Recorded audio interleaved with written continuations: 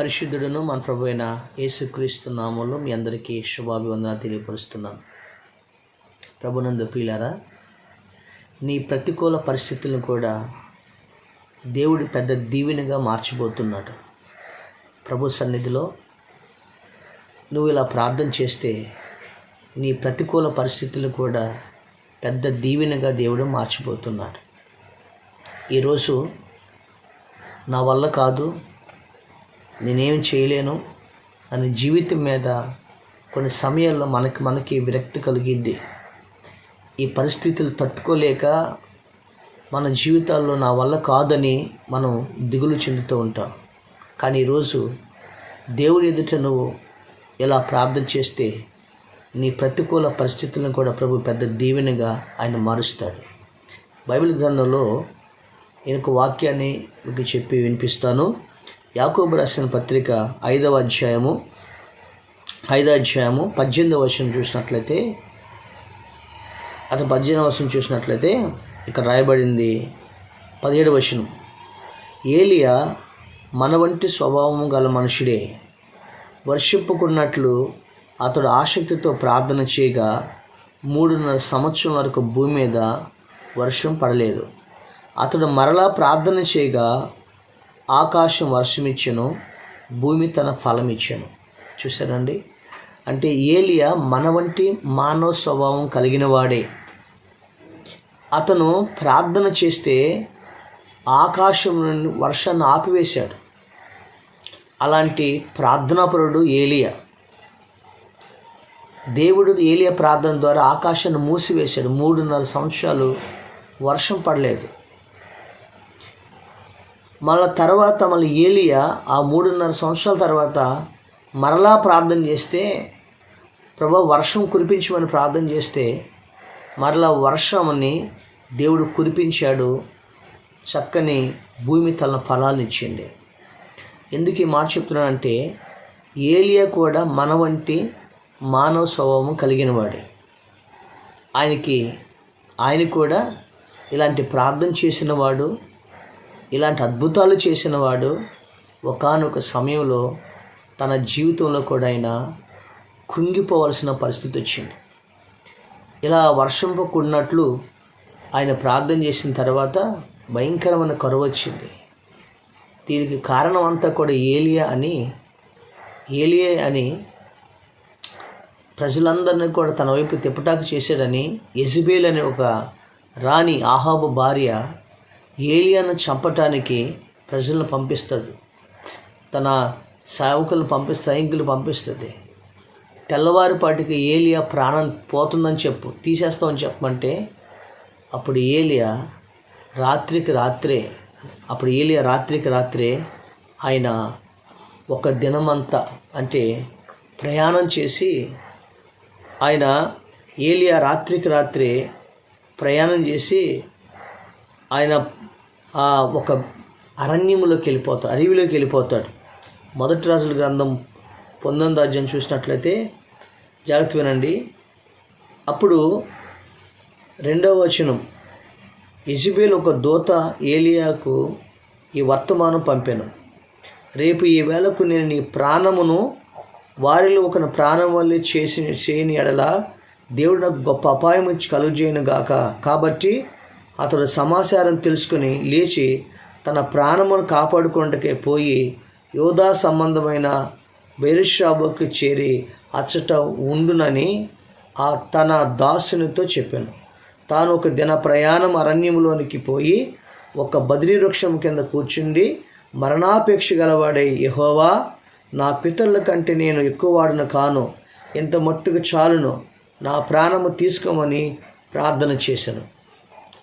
ఈరోజు ఎంత గొప్ప సేవకుడు, ఎంత గొప్ప వర్షాన్ని ప్రార్థన ద్వారా ఆపినవాడు, ఎంత గొప్ప వర్షాన్ని మళ్ళీ కురిపించినవాడు. ఇలాంటి అద్భుతాలు చేసినటువంటి ఈ భక్తుడికి కూడా ఒక ప్రతికూలమైన పరిస్థితి ఎదురైంది. ఆ పరిస్థితి ఏంటో తెలుసా? మరణాపేక్ష గలవాడయ్యాడు. ఏమని ప్రార్థన చేస్తున్నాడు? ప్రభా, ఎంత మట్టికి చాలు నా జీవితం, ఎంత మట్టికి చాలు, నా పితరుల కంటే నేను గొప్పవాడినేం కాదు, ఎంత మట్టి చాలు, నన్ను తీసుకెళ్ళిపో ప్రభువా అని మరణాపేక్ష గలవాడే అతడు ప్రార్థన చేస్తున్నాడు. నీ జీవితంలో కూడా ఈ కుటుంబాన్ని నేను పోషించుకోలేను, నా జీవితంలో నాకు అనుకున్న ఉద్యోగము ఇంకా రాలేదు, ఈ పిల్లలకి నేను పెళ్లి చేయలేను, నీ బిడ్డలకి నేను ఫీజులు కట్టలేను, నాకు ఈ ఇంటి అద్దెలు కట్టుకోలేను, ఈరోజు నాకు ఈ అనారోగ్యమైన పరిస్థితి, నా కుటుంబ భారమైంది, నేను పోషించుకోలేను అనుకుంటున్నామేమో. తెలుసా నీకు? దాన్ని బట్టి కృంగిపోయి జీవితాన్ని కృంగుదల చేసుకోవటం కాదు, ప్రతికూల పరిస్థితుల్లో కూడా ప్రభువు మీద మనం ఆధారపడాలి. దేవుని స్తోత్రం. అలా ఏలియా కూడా అన్నాడు. ఎంత గొప్ప భక్తుడే. ఈరోజు నువ్వు ఎంత ప్రార్థన చేసినా, ఎంత నీతిగా బ్రతికినా, నమ్మకమైన కొన్ని సమయాలైన ప్రతికూల పరిస్థితులు వస్తాయి. అయితే ఏలియా అలా ప్రార్థన చేసినప్పుడు ఒక దేవదూత వచ్చి, పరలోకమందున్న దేవుడు ఏలియా దగ్గర ఒక దేవదూతను పంపించి, ఏలియా అలసిపోయాడు, ఏలియా కృంగిపోయాడు, మరణాపేక్ష గలవాడంటే ఆ ఏలియా దగ్గరికి దేవదూత వచ్చి ఏముందో తెలుసా? మొదట కొంచెం భోజనం ఏర్పాటు చేసి పక్కనే దేవదూతే వండింది. కొన్ని సమయాలను కృంగిపోయినప్పుడు దేవుడు నీ పక్కనే ఉండి నేను లేవనెత్తాడు, నేను బలపరుస్తాడు. దేవదూత వచ్చి, ఏలియా ఇదిగో నీకు శక్తికి మించిన ప్రయాణం ఉంది, నువ్వు బయలుదేరు అంది. ఒక్కసారి దేవదూత వచ్చి అతనికి ఆహారాన్ని సిద్ధపరిచి తిన్న తర్వాత శక్తికి మించిన ప్రయాణాన్ని ఉందన్నాడు. అంటే నువ్వు మరణించడం కాదు, నువ్వు మరణాపేక్ష కాదు, ఎంత మట్టు కాదు నీ జీవితం, ఎంతకు మించిన ఆశీర్వాదం నీకు ఉంది, ఎంతకు మించిన దీవెన నీకు ఉంది, ఎంతకు మించిన పని నీకు ఉంది. కాబట్టి దీనికే నా జీవితం ముగించుకుంటాను అని అనవద్దు అని దేవదూత చెప్పింది. దేవుని స్తోత్రం. ప్రియ సహోదరుడా, ఈరోజు నువ్వు పడుతున్న ఈ పరిస్థితిని బట్టి కుంగిపోవద్దు, దానికి రెట్టింపు దీవెన నీకు ఇవ్వబోతున్నాడు దేవుడు.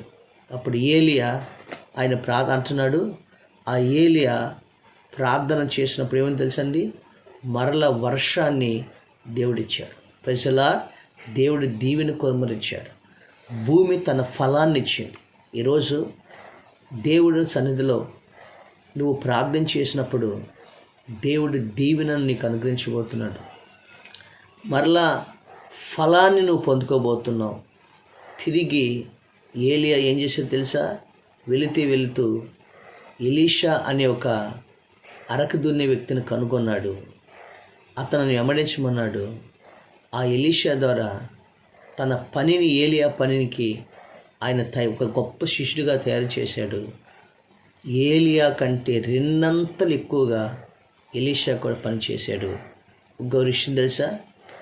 మూడో విషయం, ఏలియా అన్నాడు, నేను చచ్చిపోతాను, నేను మరణాపేక్ష గలవాడిని ఉన్నాను, నేను బ్రతకలేను అని అన్న మనిషి ప్రభు అన్నాడు, అసలు నీకు మరణమే లేకుండా చేస్తాను అని, మరణం లేకుండా ఏలియాని అగ్ని రథాల మీద పరలోకానికి తీసుకుని వెళ్ళాడు. దేవుని స్తోత్రం కలిగినగా. ప్రియమైన దేవుని బిడ్డలారా, అలాంటి ఏలియా కూడా కొన్ని సమయాల్లో కృంగుబాటు జీవితం వస్తుంది, కానీ భయపడొద్దు. అలాంటి ఆ పరిస్థితుల్లో కూడా, ప్రతికూల పరిస్థితుల్లో కూడా దేవుడు నిన్ను బలపరుస్తాడు. నీకు శక్తికి మించిన, నీకు సమస్యలకు మించిన దీవెన నీ కోసం దేవుడు చేస్తాడు. అదే ఏలియా మరలా ప్రార్థించినప్పుడు దేవుడు ఆకాశపు వర్షాన్ని కురిపించాడు, ప్రజలందరికీ దీవెనగా మారాడు. అదే ఏలియా చనిపోయిన బిడ్డ కోసం ప్రార్థించాడు, ఆ బిడ్డను బ్రతికించాడు. అదే ఏలియా ఒక ఇంటిలో ఉన్న స్త్రీ కొండలో పిండి అయిపోయినప్పుడు ప్రార్థించాడు, వెళ్ళాడు, ఆ కొండ నిండా పిండి బుడ్డి నిండా దీవెనకరంగా మార్చబడింది. అదే ఏలియా ఎలీషాను తయారు చేశాడు, గొప్ప సేవను జరిగించాడు. ఈరోజు నీ జీవితంలో కూడా, ప్రతికూల పరిస్థితుల్లో కూడా ప్రభు పెద్ద దీవెన నీ కోసమైనా కుమ్మరించిపోతాడు. అయితే నువ్వేం తెలుసండి? ఏలియా కూడా మన వంటి మానవుడే, మనుషుడే. ఈరోజు నువ్వు మనిషివే, ఆయన మనిషి. కానీ ఏలియా ఏం చేశాడంటే, ఆయన ఒకటి ఆసక్తితో ప్రార్థన చేశాడు. నేను స్తోత్రం. ఏం చేశాడండి? ఆసక్తితో ప్రార్థన చేశాడు. ఆ ఏలియా ప్రార్థన ఆలకించిన దేవుడు అత్యధికంగా అతన్ని అతని పరిచర్యని అతని చేస్తున్న ప్రతి దాన్ని కూడా దేవుడు ఆ శక్తికి మించిన దీవెన ఏలియాకు అనుగ్రహించాడు. ప్రియమైన దేవుని బిడ్డలారా, ఈరోజు నీ జీవితంలో గొప్ప కార్యాన్ని నీ జీవితంలో ప్రభు నీకు సహాయం చేయబోతున్నా. దేవుని స్తోత్రం కలిగిన గాక. హల్లెలూయా. ఒకరోజు ఒక వ్యక్తి ఉన్నాడు. ఆ వ్యక్తి ఒక చిన్న కంపెనీస్లో ఉద్యోగం చేస్తున్నాడు. ఉద్యోగం చేస్తున్నప్పుడు సడన్గా అంతకంటే మంచివారు వచ్చేవారికి ఆయనకి కొంత స్టాఫ్ని ఏర్పరచుకున్నారు. ఇక నువ్వు మాకు ఉద్యోగం వద్దని అతన్ని ఆ ఉద్యోగం నుంచి తీసివేశారు. ఆయన ఇంటికి వచ్చాడు. ఇంటికి వచ్చి తన భార్యతో ఆ షాపులో కూర్చున్నాడు. ఏమైందండి, దేనికోసం ఇంత బాధపడుతున్నారు అని తన భార్య అడిగితే అప్పుడు చెప్తాడు, ఇదిగో నన్ను ఉద్యోగం నుంచి తీసివేశారు, నేను ఉద్యోగం లేదు, నాకు ఈ కుటుంబాన్ని బిడ్డల్ని ఎలా పోషించుకోవాలి అని ఆయన ఎంతో ఏడుస్తున్నాడు. అప్పుడు తన భార్య చెప్పింది, ఎందుకంటే భయపడతారు, ఏది జరిగినా మన మంచి కోసమే అని మరి తన భార్య చెప్పడం జరిగింది. అప్పుడు ఇద్దరు కలిసి 3 రోజులు ఉపవాసం ఉండి ఇంట్లో ప్రార్థన చేశారు. ఇంట్లో ప్రార్థన చేసినప్పుడు ఆ ఇంట్లో ప్రార్థన ద్వారా దేవుడు చేసినటువంటి గొప్ప కార్యం ఏంటంటే ఒక ఆలోచన వచ్చింది. మనమే ఒక చిన్న హోటల్ పెట్టుకుందామని రోడ్డు పక్కన చిన్న పాకేసుకుని భార్యాభర్తలు ఇద్దరు చిన్న టిఫిన్ కొట్టి పెట్టారు. ప్రార్థన చేసుకున్నారు. ఆ టిఫిన్ కొట్టిన దేవుడు ఆస్వాదించాడు. చిన్న భోజన హోటల్గా మారింది. ఆ హోటల్ దేవుడు ఆస్వాదించాడు. అనేక బ్రాంచులుగా దీవించాడు. ఆ తర్వాత అమెరికా దేశంలోనే ఆయన గొప్ప రెస్టారెంట్లు ప్రారంభించాడు. ఆ తర్వాత ప్రపంచం అంతా కూడా ఆయన కొన్ని మిలియనీర్గా కోటీశ్వరుగా దీవించాడు. వేల లక్షల మంది పనివారు ఆయన కింద కలిగి ఉన్నారు. ఆయన హోటల్ పేరే హాలిడే ఇన్ హోటల్ అని ఆయన బహుగా దీవించాడు. దేవుని స్తోత్రం కలిగిన గాక.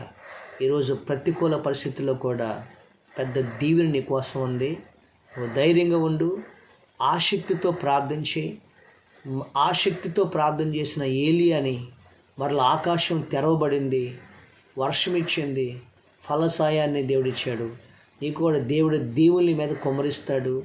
దేవుడు గొప్ప ఫలాన్ని నీ ఉద్యోగంలో, నీ ఇంటర్వ్యూలో, ప్రయత్నంలో దేవుడిని ఖచ్చితంగా గొప్ప ప్రతిఫలాన్ని నువ్వు చూడబోతున్నావు. 10 మందికి దీవెనకరంగా నీవు ఉండబోతున్నావు. దేవుడు నిన్ను నీ కుటుంబాన్ని దీవించును గాక. ఆమేన్.